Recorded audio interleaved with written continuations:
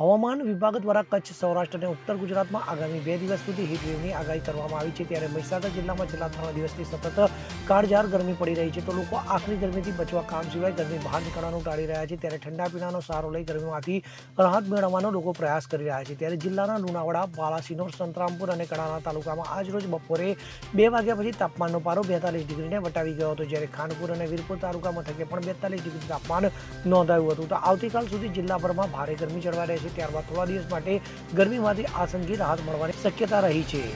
Bureau report, CN24 news.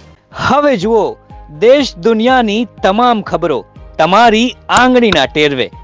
ઉઠાવો mobile અને Google Play Store પરથી ડાઉનલોડ કરો અમારી CN24 ન્યૂઝ મોબાઈલ એપ.